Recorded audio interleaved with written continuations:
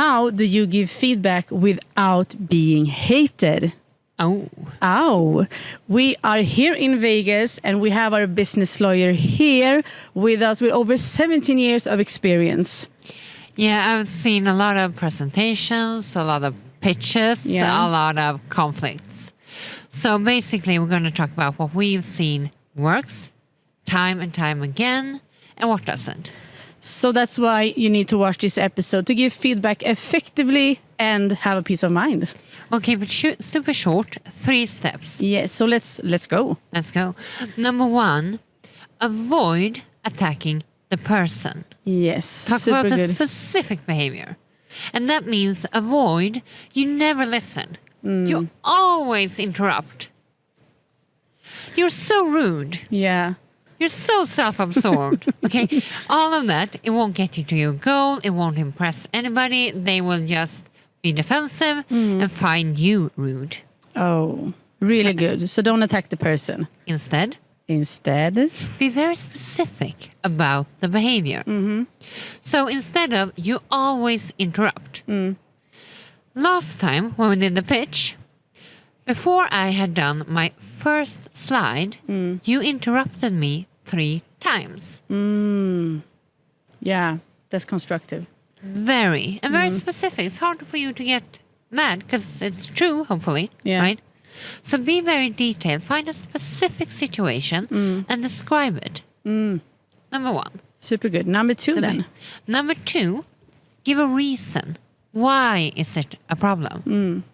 And then instead of, and that makes you an asshole, instead be very concrete. And that makes us come across as unsync, like we're not a team, like we're not prepared. Yes. Or that makes me lose my train of thought, which I had prepared, so that we can make a really good impression on the investor or whomever. Really good. That is so brilliant. Yeah. And number 3, what do you want instead? So my suggestion is, can we agree that we prepare in advance and I do slide number 1 and 2, you do 3 and 4, and then afterwards we'll leave the floor open and we can jump in and fill in. So if you feel I missed something, you just wait and take it after. Wow. Super smart. I hope you brought pen and paper for this one. Yeah, and number 1 in getting these 3 working is prepare. So when you feel like you're getting really annoyed, stop and think. What is the specific behavior? Why? And what can we agree upon instead? Wow. I love this. That's it. That's it? Yeah. And now you know how to give feedback without being hated or have unnecessary conflicts. This is way more effective. We would love for you all to subscribe to our channel because we're going to keep doing this. And as you can see, we record everywhere. We are here in Vegas now. So we're going to keep doing this. Rock on. Rock on. Hej då. Hej då.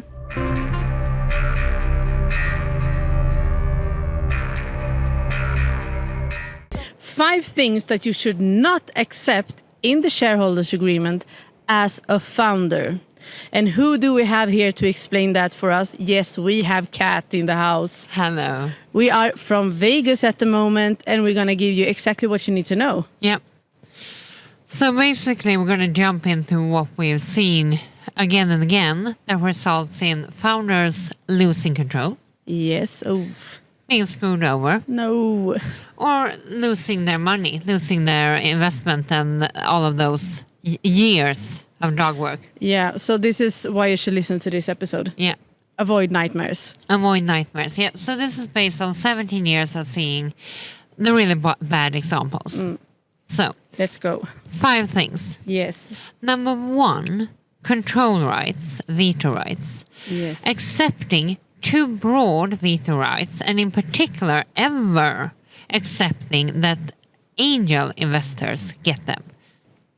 That's too early, and that's atypical, and typically they are too unexperienced, too small an investor to have that type of say-so. Oh, that's really good to know. Yeah, and just to be clear, what we're talking about is reserved matters. So that they get to say no, so that you cannot do something without them accepting it. It can be issuing new shares, i.e. bringing on a new investor. Yeah. It can be changing the business plan, taking up a loan, replacing the CEO. It can be millions of things. And basically, if they have a veto right, that means that they control it. Because if they can say no to all of the decisions, say for the one they want, it's basically a positive way of controlling the company, right? Oh, yeah. Yeah. Number one. Number two will be board position. Ooh. Again, somebody else controlling the board, in particular angel investors, should not have that type of right. And even if it's a later stage investor that brings in more money, it should be qualified. So not forever. It should be for 2 years or as long as they hold at least 10% of the company. So remember, even if it's okay for a while, qualify it. That's really good to know. Yeah. And number three will be what type of shares they get compared to you. Because you will hold common shares, the typical, the regular ones. Yeah. And no angel investor should get preference shares. And you should always watch out for preference shares that are so-called fully participating. Because that means that the investor gets a downside protection. They get their investment back before you get a dime. And then they get to split everything on top. And that can be okay if you're in a situation where you run the company for 7 years, the investors have already invested hundreds of millions, and it's up or die. It's really a distressed situation. Then it might be like, okay, it's this or nothing, we'll go for it. Okay, right? yeah. But in a regular situation, and no angel should get preference shares. That's Not too much. in my opinion, that's very off market. So stay clear of that and make sure you know, in particular if it's the angel who says, I have a lawyer, I can provide the terms, then you understand what you're agreeing to. That's so good. Now you know about that. Yeah. And that's number three. Yes, let's take us to number 4 then. Yeah. And that is accepting to reinvest your shares. So say that you have a company, which you do, because you're an amazing entrepreneur. Thank you. That's why we're here. That I come and I invest 10K in your company. And I say, but I want to know that you stay with the company. So I want you to sign a shareholders agreement that says that you'll stay on the company for 5 years. You say, sure, yeah, it's my dream, I will. Yeah, and if you leave before 5 years is up, you'll be a bad leaver. So then I want you to sell your shares to me at 10 kroners per share. No matter the valuation of the company, no matter the valuation of the shares. And on top of that, the qualification when you're a bad leaver will be very vague if you underperform, if you leave for any reason. Okay. Right? Because then it can be a dispute, because I can claim that you underperform because I want to take over the company, right? Yes, of course. Yeah. And I've seen those examples. So it might sound like, oof, never. But I have. So it might sound, okay, of course, I'll say I'll invest my shares, I'll stay with the company. But be mindful, because you own the shares already. What happens if you have to leave? Should they control that? So be careful. And if you have some kind of vesting schedule, make sure that it's linear, so that you vest every year, some portion. And it's very, very clear what's a bad lever. I mean, okay, if you go to a competitor. Yes. If you steal the IP, right? Yeah. Okay. Yeah. And the last one will be controlling how you can sell your shares. Right? Yeah. Because typically in the shareholders agreement, you want to restrict that and control that. And you will have the drag along, which means that if it's a low qualification, they can drag you, force you to sell very early on. Or tag along, that if you sell, they have a right to tag along. And that can be fair in certain situations. But you want to understand if you hold the decision, and also right to first refusal. So if you sell, you have to offer it to them first. All of that can be fair, or it can be very off market. So make sure you know that it's fair, and that any drag along that they can force you to sell is very qualified. And I would make sure that you have a veto right on that. Okay. So that you control a full exit of the company, at least for a very long time, until you have super huge investors or you already have sold part of your shares. So know what you do in that situation. Yeah. Wow. These was 5 really good things that you should never accept in a shareholders agreement if you're a founder. Yeah. So make sure read up, make sure that they are level and fair or that they're off. Then you cross them over if they're not reasonable. Good. You heard it from the business lawyer. And thank you. That was it for today. Yeah. We are here from Vegas with our business lawyer, Kat, with over 17 years of experience. So, And we're in your corner. So yeah. And don't forget to like and subscribe to our channel because we're going to keep doing this and sharing this valuable knowledge to make you safe in the business world. yeah, and let us know what you want to know because we would happily address that.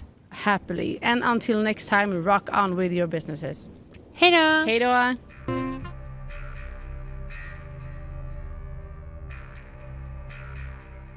How do you get strangers to invest in you?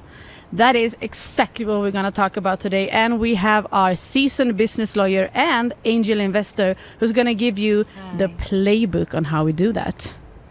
Because 17 years, I hear what the investors say when the founders leave the room. Ooh, that's what we want to know. Yeah. So it's kind of clear after year, Yeah. what they disregard, what they don't like, and what actually works. What Wow. makes them move forward and actually put that send button on the bank account. Yeah, so this episode is a gold mine for you who are looking for investors. So let's just bring it on. Yeah. And we're going to divide it into 3. Yeah, Number 1, before the meeting, during the meeting, and after. good. Yeah. So before the meeting, it's very helpful. I can tell by how the investors speak and talk before they meet a founder for the first time. If you send a 1-page pre-read, Oh, not just the whole pitch deck with 20 pages, just a simple 1-page that kind of reduces the barriers to entry, kind of the skepticism, what do I expect, how do you look even. So I have a picture with you. I really like that. And what are you about? What are you asking for? Where are you in the process? wow. That's super good. Yeah. Number 2, make it very easy to check you up. So if I'm meeting Ida and I don't know who Ida is, Yeah. and I Google and I check out your social media, make it like, check out, do you have an investor friendly profile? Yeah, or is it the party Exactly. Vegas pictures? Yeah, exactly. Booze and strippers might not be the most trustworthy, right? Sorry about No. that, but it's true. But also make sure that it feels authentic. Not too polished, and then when they meet you and talk to you, they're like, that's not the same. It's no. like, a hinge date or something. Don't It's like, catfish. No. So try to make it authentic, but also review your social media so it's investor friendly. Yeah. They can find out who are you, what are you about. Really That good. increases trust and reliability, and hence makes that you more plausible that they will invest in you. And number 3, borrow trust. Ooh, what do you mean about that? So research the investor. Very important to know what they're about, and find out, do you have any common denominators? Have you studied at the same college? We like those who are like ourselves. Or if you know that they trust somebody, a famous angel investor that you already have, refer to that one. Or you have a professor that you both know. Yeah. Or you worked at the same company. Something that makes it so that something that they trust, you can borrow the halo effect. That's so brilliant. Yeah, and it works. It's really, this is research behind it. Really good. And then in the meeting. In the meeting, now the nerves are wrecking. Yeah. Body language, how you speak, how you greet, how you look them in the eye, open position, everything. But we Yeah. have separate episodes on that. Yeah, we have that. Please have a look. Yeah. Talk, not only, also ask. Yeah, of course. Good. Remember, not just talking, also asking. Because if they get to speak, they will feel much more engaged. And also you get much more information. What are they excited about? And what potential objections do they have? Because you want to find those objections as early as possible. Because I see that anytime you try to kind of jump a hoop loop over them or sweep them under the rug, they always come back before they press the send button. They will not invest. Okay. So it's better to bring them out in the open early on and tackle them. So yeah, we know that we don't have any proper IP protection, but we review the market. And basically none of our competitors do either. It's not that type of a market. So our strategy is to create trademark protection through agreements with the manufacturers, with our distributors, make sure we have a very strong brand, etc., etc. So tackle their objections, and that you can only do by making sure that they are speaking a lot in the meeting. Yeah, that's brilliant. Yeah. Good strategy. So write that one down. Be well prepared, have a structured process, and include not only the presentation about the company, but also the process for the investment. Remember, one of the biggest reasons I see that the investors don't invest is that the founders never ask. Oh, so they don't feel special, or no, you just don't. You just make this grand presentation, but you never really dare to ask for a commitment. Oh, yes. You kind of skip the money question, and it's like, but what are we here for? So make sure you ask. What are you asking for? What is the timeline? Have you filled the round already? What type of round is it? Is it a safe? Is it a share issue, etc.? Be very clear. Remember, you want to make it ridiculously easy for the investor to invest in you, and don't make it so that they have to research, so that they have to do the hard work themselves. That's brilliant. Yeah. Never leave the meeting without the next step, of course. Super smart. Is it okay if we book a 30-minute meeting in a week, a follow-up? Yeah. Something like that. Because remember, he's a stranger, right? So you don't have him on your short dial, right? So make sure you have a follow-up before you leave. That's brilliant. Yeah. And then we have? And then we also have after the meeting. Two things. Within 2 hours, or perhaps 4, send a follow-up email. And make sure it's not a pre-jigged one that you send to everybody, because investors typically have an overload in their mailbox, so they hate that. But make sure it's very tailored. So what was it? A cat was interested in IP, or she was super curious about the team, because I'm a solo founder and she's a bit nervous about that. Then you make sure you have 3 bullet points. As regards the team, I have this and this network, I have these guys on the advisory board. Would love to make an introduction if you're interested. So tailor it to my concerns and my objections. Yeah, that's super brilliant. Yeah. And number 2, include again any documentation related to the actual investment round. So here's what it looks. Here's the cap table, pre-issue, post-money, fully diluted, anything else that you want to know. Is it a safe? Here's the safe agreement, etc. Wow. So again, the process is about reducing the barriers and making it ridiculously easy for me to sign the check when I feel super seen, heard, and excited about you and your project. You heard it from the business lawyer and angel investor. Yeah, based on what I've seen. This is brilliant. Thank you so much for sharing. Thank you. And now you know how to get investors or strangers to invest in you. And until next time, rock on with your business, and do not forget to like and subscribe to our channel. And we are here from Vegas. And we're in your corner, so we love whatever you need, we're here for you. Yes, just let us know in the comment section or send us an email or on Instagram. Hej då! Hej då!